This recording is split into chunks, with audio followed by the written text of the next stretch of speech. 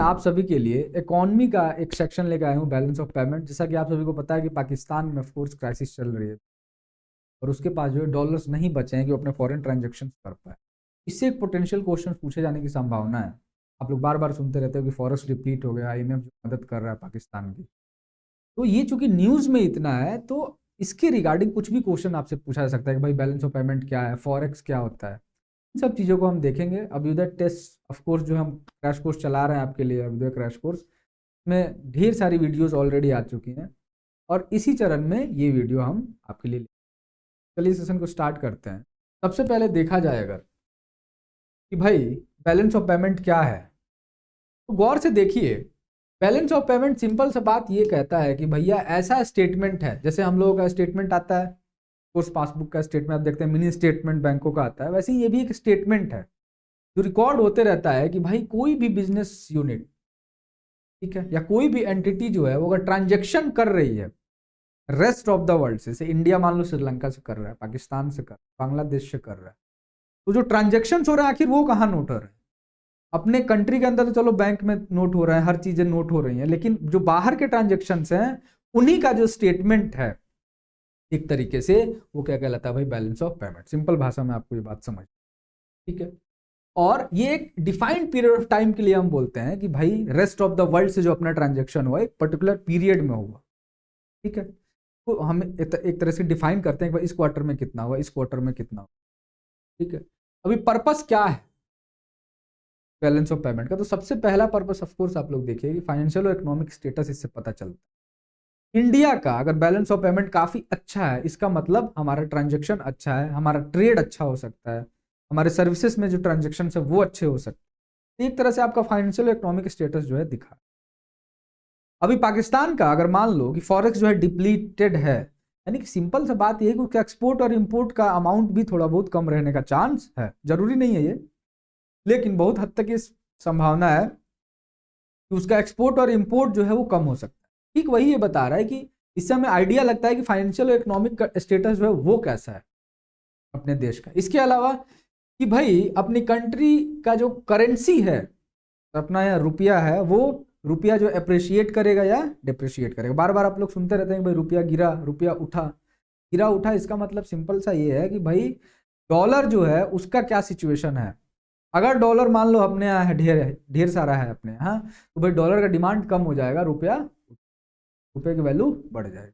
रुपये की वैल्यू बढ़ने का मतलब यहाँ पे क्या है कि पहले मान लो कि 75 रुपए में $1 आ रहा था, अब जो है $1 70 रुपए में आ रहा है, उठ गया, ठीक है ना, रुपए की वैल्यू वहां बढ़ गई। लेकिन पहले $75 रुपए में $1 आ रहा था और अब 80 रुपए खर्च करके आपको $1 मिल रहा है, रुपए की वैल्यू। तो इससे हम ये भी आइडिया लगाते हैं। इसके अलावा फिस्कल और ट्रेड पॉलिसीज है ना, कि हमें कैसी जो है फिस्कल और ट्रेड पॉलिसीज अपनानी है, ये भी थोड़ा बहुत डिटरमाइन करवाता है। तो आपको थोड़ा बहुत पर्पस ध्यान में रखना है, ठीक है। अब देखिए, अब क्वेश्चन आपको यहीं से पूछेगा कि भाई बीओपी को कैसे बांटते हैं हम। तो 2 अकाउंट हैं, कोर्स करंट अकाउंट और कैपिटल अकाउंट। इसके अलावा एक फॉरेक्स, इनमें से जो बचता है वो फॉरेक्स में जाता है। अब देखिए गौर से कि भाई करंट अकाउंट में क्या है, मर्केंडाइज आपके गुड्स हैं। मर्केंडाइज में जो विजिबल गुड्स हैं जो देख रहे हैं आप, चाय पत्ती, गेहूं, जो भी हम जो है एक्सपोर्ट कर रहे हैं, पेट्रोलियम प्रोडक्ट्स, उधर से जो भी हमारे यहाँ आ रहा है, क्रूड ऑयल आ रहा है ऑफ कोर्स, इसके अलावा ज्वेलरी जेम्स वगैरह आ रहा है बाहर से। तो ये सभी जो गुड्स हैं ये किस में आते हैं भाई, मर्केंडाइज। अभी कुछ ऐसे गुड्स हैं जो दिखाई नहीं देते हैं, जैसे सर्विसेज जो आप प्रोवाइड कर रहे हैं, banking, telecommunication, IT sector, software आप बेच रहे हैं, सॉफ्टवेयर क्या दिख रहा है आप। तो सिंपल सी बात है कि जो चीजें नहीं दिख रही हैं वो आपकी किस में आती हैं, इनविजिबल्स में, जैसे कि उसमें सर्विसेज आ गया। इसके अलावा फैक्टर इनकम आ गया। अब इसमें ढेर सारा आता है भाई कि एम्प्लॉय कंपनसेशन, इन्वेस्टमेंट इनकम, है ना। एम्प्लॉय कंपनसेशन का मतलब ये है कि कोई यहाँ पे रह करके पैसा कमा रहा है, US का सिटीजन, तो यहाँ का पैसा वो बाहर तो भेजेगा। इसी के बीच का आप कह सकते हैं जो नेट ट्रांजेक्शन है वो आता है एम्प्लॉय कंपनसेशन में, कि भाई विदेशी नागरिक को यहाँ पे पैसे कमा रहा है और अपने यहाँ का नागरिक विदेश में पैसे कमा रहा है, और जो ट्रांजेक्शन है वही क्या है, एम्प्लॉय कंपन। इसके अलावा इन्वेस्टमेंट इनकम, कि भाई कोई भी कंपनी इन्वेस्ट कर रही है उसका पैसा जो है निकल रहा है। अगर एयरटेल मान लो वहां पे पैसा डाली हुई है अगर अफ्रीका साइड, और वहां से पैसा आ रहा है, यहाँ पे जो है माइक्रोसॉफ्ट अपना एक सेक्टर मान लो डाल दे, तो उसको यहाँ से पैसा मिल रहा है, तो दोनों का जो नेट ट्रांजेक्शन है वो इन्वेस्टमेंट इनकम में आ जाता है। इसके अलावा ट्रांसफर्स भी होते हैं भाई, इसमें रेमिटेंस आ जाता है कि भाई हमारे यहाँ के जो प्रवासी भारतीय हैं वो पैसा भेजते हैं यहाँ पे, ठीक है। इसके अलावा ग्रांट्स है, गिफ्ट्स है, ये सभी चीजें भी जो है इसमें आती हैं। तो कुल मिला के करंट अकाउंट आप गौर से देखिए तो आपसे बीपीएससी क्या पूछेगा कि सर्विसेज जो है वो करंट अकाउंट में आएगा, कैपिटल अकाउंट में आएगा, सिंपल सा क्वेश्चन पूछेगा। ट्रेड ऑफ जो टी है या मान लो चावल का जो ट्रेड है वो किस में आएगा, तो भाई करंट अकाउंट में आएगा, कैपिटल अकाउंट में। या आपसे पूछ सकता है कि मर्केंडाइज में आएगा कि नहीं। ये सभी चीजें थोड़ी बहुत आपको ध्यान में रखनी, यहां से क्वेश्चन बनने की संभावना है। इसके अलावा कैपिटल अकाउंट में देखिए भाई एफडीआई, एफपीआई, जैसे आप सुनिएगा आपके कान खड़े हो जाने चाहिए कि भैया ये कैपिटल अकाउंट का क्या है, मामला है। इसके अलावा लोन, ईसीबीज जिसको हम बोलते हैं एक्सटर्नल कमर्शियल बोरोइंग। अभी अंबानी जी को मन है कि हम जो है अमेरिका से पैसा उठाएंगे, इस रूट का ये पालन कर सकते हैं भाई कि ईसीबी चलो पैसा उठा लेते हैं, एक्सटर्नल कमर्शियल भाई हम बाहर से पैसा उठा रहे हैं। इसके अलावा बैंकिंग कैपिटल, कि मान लो कि यूएस के सिटीजन जो है वो पैसा रखना चाहते हैं यहाँ पे, तो एनआरआई अकाउंट्स में जो उनका पैसा रहता है, एनआरआई डिपॉजिट जिसको हम बोलते हैं, तो वैसे भी पैसे हमारे यहाँ,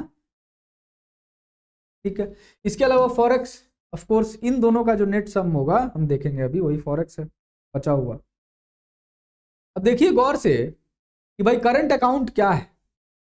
सिंपल सा बात यह है कि ये ऐसा अकाउंट है जिसमें कि जो गुड्स एंड सर्विसेज है और जो ट्रांसफर पेमेंट है इनका रिकॉर्ड होता है। ध्यान से समझो, गुड्स एंड सर्विसेज, अभी गुड्स में मर्केंडाइज आ गया, सर्विसेज में जो हम समझ रहे थे कि इंडिविजुअल वाला पोर्शन है वो आ गया, और ऑफ कोर्स ट्रांसफर पेमेंट मतलब उसमें रेमिटेंस आ गया। ये तीन जो है काफी बड़े डिटर्मिनेंट है अपने करंट अकाउंट के।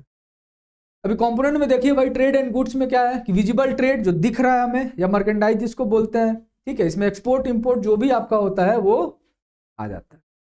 इसके अलावा इनविजिबल्स में सर्विसेज आ जाएंगी, आपके फैक्टर इनकम आ जाएंगे, ट्रांसफर आ जाएंगे। अभी ट्रांसफर में क्या आता है भाई, गिफ्ट, ग्रांट और रेमिटेंस, हम ऑलरेडी पहले देख चुके हैं, ठीक है। अब गौर से देखिए कि भाई रेमिटेंस की अगर बात की जाए तो इंडिया एक तरह से लीडर बन के उभरा है भाई बाहर से जो पैसे आ रहे हैं, क्योंकि अपने यहाँ जो लोग हैं वो बहुत ज्यादा संख्या में विदेशों में काम करते हैं।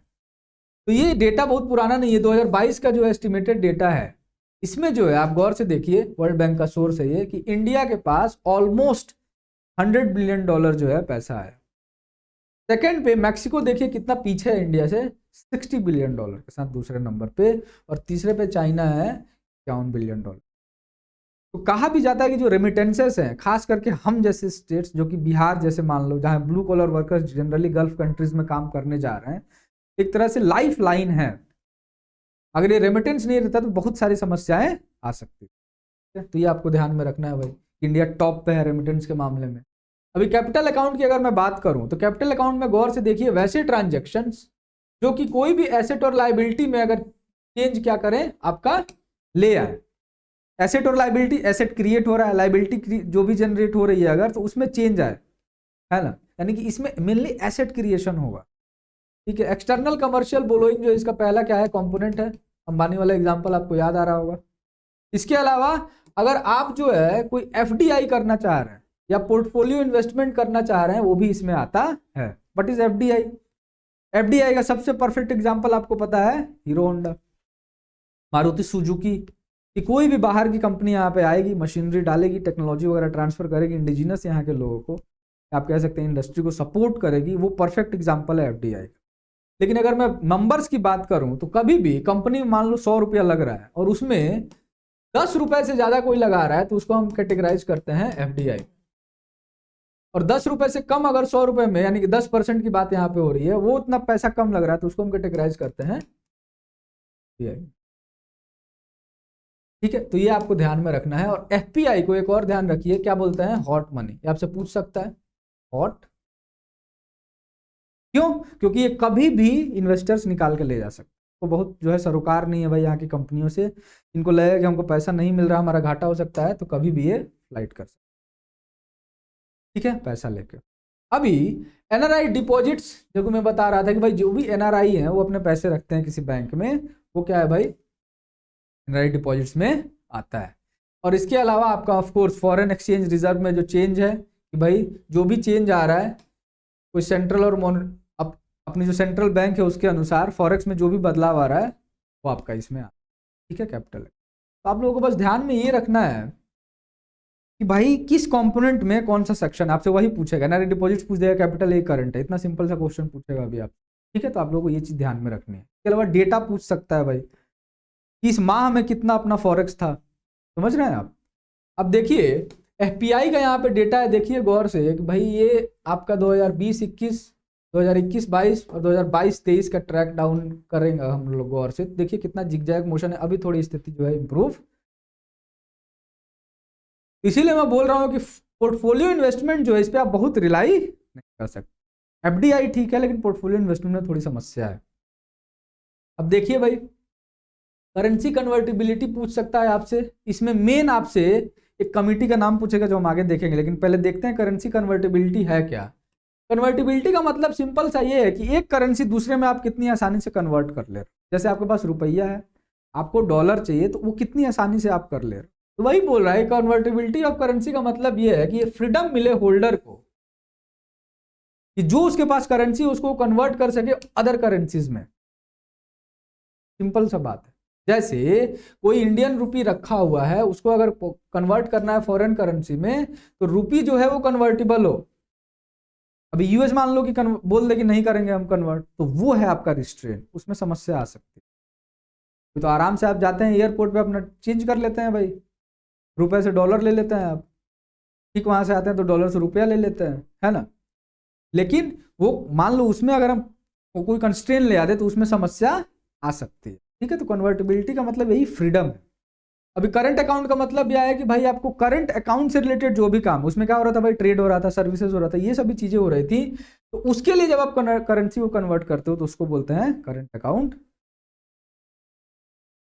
इसके अलावा अगर कैपिटल अकाउंट की बात किया जाए कि भाई वो फ्रीडम जिसमें कि आप ट्रांजेक्शन्स कर रहे हैं बिना किसी रोक टोक के, कि भाई कितना भी अमाउंट रुपए का आप क्या कर सकते हैं, एक्सचेंज कर सकते हैं, किसके लिए, फॉरेन करेंसी लेने के लिए। किस लिए, और फॉरेन करेंसी आप लेकर के क्या करेंगे कि भाई कोई भी फॉरेन एसेट जो है वो एक्वायर करेंगे। आपको मान लीजिए यूएस में कोई एक प्लांट लेना है, यूएस में प्लांट लेने के लिए क्या चाहिए भाई, डॉलर चाहिए। ठीक है, अभी उसमें कोई भी कंस्ट्रेंट नहीं है कि भाई यूएस में आप प्लांट ले रहे हैं तो आप रुपए दो, आपको उतना डॉलर मिलेगा, आप वहां पे एक्वायर। इसी को बोलते हैं कैपिटल अकाउंट। इसके अलावा दो तारापुर कमेटी आई, पूछ सकता है भाई, इसका रिपोर्ट आया 1997 और 2006 में। इन्होंने फ्रेमवर्क दिया कि भाई फुल कन्वर्टिबिलिटी होनी चाहिए, इसमें कोई भी रोक टोक क्या जी। इसके अलावा देखिए एक लिबरलाइज रिमिटेंस स्कीम आई थी जो कि हम लोग ले करके आए थे कि भाई रिमिटेंस में समस्या ना आए, जो रिमिटेंसेज आ रहे हैं उसके रिगार्डिंग, कि भाई ये रिजर्व बैंक ऑफ इंडिया का स्कीम था जो कि 2004 में आया था। ये पूछ सकता है आपसे।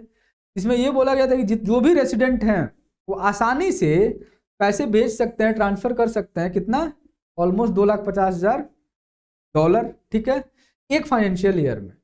ठीक है जी, और ये किस लिए भेज सकते हैं, करंट और कैपिटल अकाउंट ट्रांजैक्शंस के लिए, इसमें कोई भी समस्या। ठीक है, तो सिंपल सा ये लॉजिक है कि भाई $2,50,000 जो आप भेज सकते हैं, उनके कन्वर्टिबिलिटी वगैरह में कोई इशू नहीं।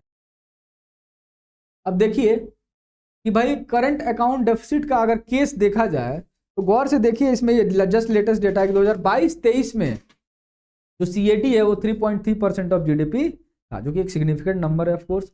और ये क्यों है आप सभी को पता है, क्योंकि हम क्या करते हैं, मेजरली इंपोर्ट करते हैं बहुत सी ऐसी चीजें जिसपे हम काफी ज्यादा डिपेंडेंट है। जैसे 80% तेल जो है हमें इंपोर्ट करना है। चाइना के साथ हमारा ट्रेड डेफिसिट बहुत ज्यादा इसलिए है, ठीक है, क्योंकि उसमें हम इलेक्ट्रॉनिक्स आइटम ज़्यादा मंगा रहे हैं। अपने फार्मा इंडस्ट्री के लिए एक होता है एपीआई, एक्टिव फार्मास्यूटिकल इंग्रेडिएंट, वो हम जो इंपोर्ट करते हैं। तो ऐसी बहुत सी चीज़ें हैं जो चाइना पे हम अभी रिलाई कर रहे हैं, है ना, इसलिए सीएडी अभी बढ़ा हुआ। ठीक है, और मेनली सीएडी किसके चलते बढ़ता है, आप लोगों को ये भी याद रखना है, मर्केंटाइज वाले के चलते, उसमें हमारी समस्या है। सर्विसेज में हम ठीक है फिर भी। ठीक है, अभी देखिए सेकेंड हाफ 2022-23 में उसमें जो है जो भी वायबिलिटी है वो थोड़ी ठीक हुई है। ठीक है, जनवरी 2023 में जो ट्रेड डेफिसिट था वो कितना था, हो गया था $17.7 बिलियन। अगर जनवरी 2023 की बस बात की जाए तो गौर से देखिए भाई कि 17.7 बिलियन डॉलर का क्या हुआ, बस आपका ट्रेड डेफिसिट रह गया था। और क्यों रहा था? क्योंकि नॉन ऑयल इंपोर्ट्स हमारे काफी कम हुए।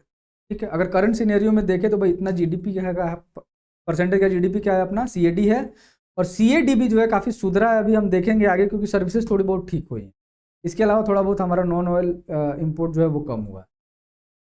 ठीक है, अब देखिए गौर से कि अगर फॉरेन एक्सचेंज रिजर्व की बात की जाए, जिसको कि हम फॉरेक्स भी बोलते हैं, उसका क्या मतलब है कि कोई भी एसेट जो है फॉरेन करेंसीज में अगर होल्ड करती है कोई bank, central bank of course, वही फॉरेक्स है।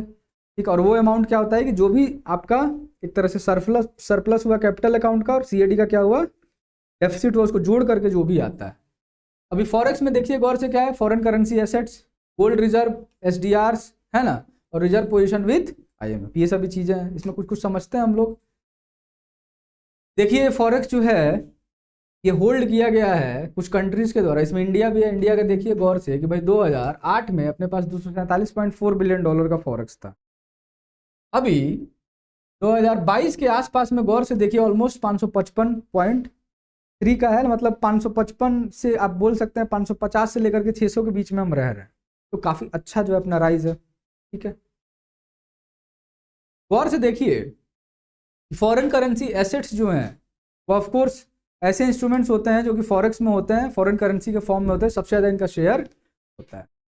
एसडीआर की बात की जाए तो ये कोई करेंसी नहीं। आपसे पूछेगा एसडीआर कोई करेंसी है? नहीं है। एसडीआर सिंपल ये बोलता है भाई तुम कितना पैसा ले सकते हो आईएमएफ से लोन, ठीक है, तुम्हारा कितना शेयर है। ठीक है जी, 1969 में आया था, काफी इंपॉर्टेंट फैक्टर है।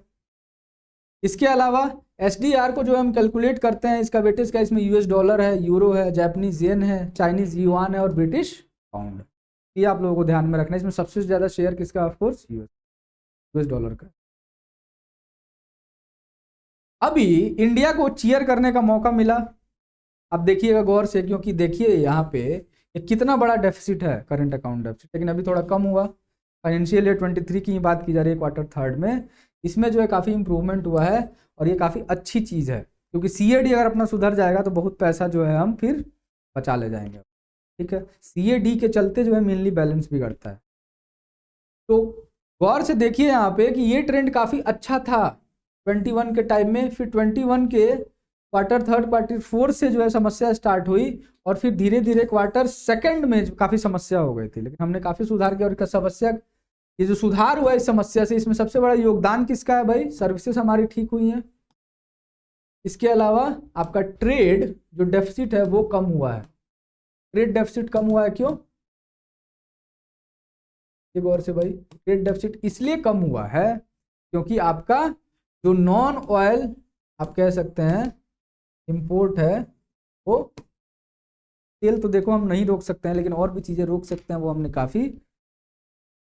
कुल मिला के इस सेशन में हमने ये समझा कि भाई बैलेंस ऑफ पेमेंट क्या होता है। इसके अलावा हमने ये भी देखा करंट अकाउंट, कैपिटल अकाउंट क्या है, फॉरेक्स क्या है, उनमें कौन कौन से जो है कंपोनेंट्स हैं उसके, और उनमें एसडीआर क्या है और फॉरेन करेंसी एसेट्स क्या है। ये काफ़ी इंपॉर्टेंट है दोनों, ये आपसे पूछ सकता है। ठीक है, अगले सेशन में हम फिर से ले आते हैं आपके लिए इकोनॉमी का एक और इम्पोर्टेंट सेशन।